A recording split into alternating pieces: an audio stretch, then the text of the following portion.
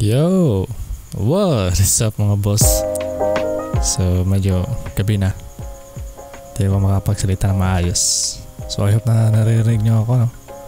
So today's video is pag-usapan natin yung viral na video about sa isang proposal na disgrasya.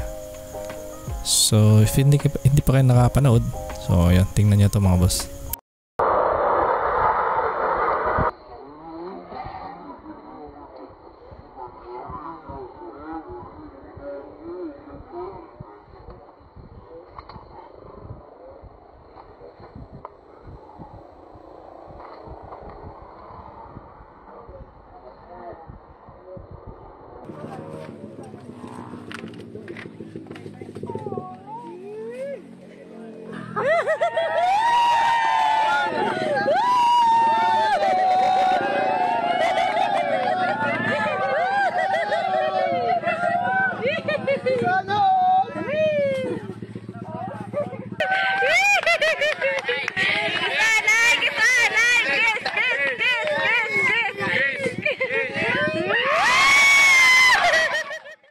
Kita ko lang tong video na to sa newsfeed ko, kaya naisipan ko na pag-usapan natin. Grabe, kung makikita nyo ulit sa video mga boss, grabe yung rider. Na-slide yung motor, tapos tumilapon sa may kanal. So grabe yung impact, di ba?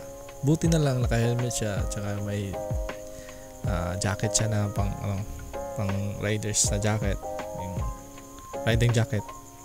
So ewan ko kung anong nangyari sa kanya, kay kuya. Sobrang lakas yung pagbanking niya, tapos yung impact niya, tumilapon siya dun sa may kanal. Grabe yung aksidente, kasi yung makikita nyo, actual talaga na videoan si kuya na na-disgrasya. But here's the plot.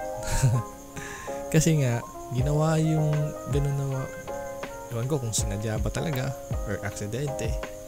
And then the next is yung makikita nyo, diba, nag-propose si kuya, yung rider, nagpropose siya sa kanyang nobya. Grabe yung diba? Kung isipin mo talaga, na-disgrasya, grabe yung pagka-disgrasya niya. Sobrang lakas, sobrang bilis, at saka sobrang tindi ng impact. Pero at the end of the video pala is nagpropose si kuya, diba? Parang sumabog yung utak ko. Grabe, first time yata nakita ko doon. Yung iba na proposal is hindi naman talaga actual na disgrasya, kasi parang nahiga lang, or tapos tinawag yung partner niya. Parang hindi talaga nakita na actual na aksidente. Ito, grabe, disgrasya talaga, as in. So upon viewing sa video, sa mga comment section, tumingin ako, may nag-comment doon na edited pala yung video. Pero mga boss, ito yung pinakamatindi na revelation. Kasi yung na-disgrasya, ibang tao yon, at saka yung nag-propose. Ulitin ko, yung na-disgrasya na nakita natin sa video, iba yun sa taong nag-propose. Kasi parang may kadouble siya. Kumbaga, ano ba yun? Parang sa movie, di ba? Parang stuntman. Yung kadouble niya. Iba yung actor, iba yung kadouble. So yun pala yung nangyari. Ang pinaka question mark, or pinakatanong ko sa sarili ko is, na paano yung lalaki na disgrasya? Okay lang ba si kuya? Kasi nakita mo sobrang lakas talaga yung impact na nangyari sa kanya. Tumba siya, tumilapon dun sa may kanal, tsaka semento yun eh. So diba, anong nangyari sa kanya? Yun yung pinakatanong ko. Kay kuya naman na nag-propose, or kung sino man ang nag-isip ng ganitong bagay,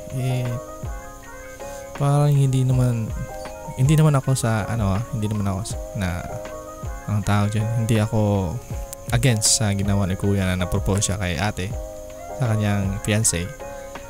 Pero yung nangyari na disgrasya na gano'n, parang over na ba? Parang over na masyado kasi inactual talaga yung nangyari. Parang ewan ko, parang planado talaga na ipadisgrasya yung isang rider. Di ba?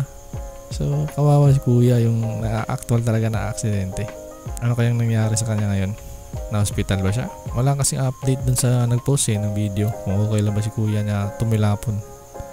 Diba? So, kawawa naman. So, yun mga boss.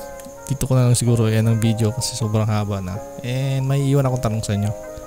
Kung sang-ayon ba kayo sa ginawa ni kuya na parang ganun klase ng pag-propose, diba? Ano sa tingin nyo? Okay lang ba sa inyo ngayon? Or siguro maraming nagko-comment, maraming galit, or maraming pumuna sa ginawa niya. So comment down below mga boss kung anong sa tingin niyo mga boss. So yun lang mga boss, as always, ride safe and peace out.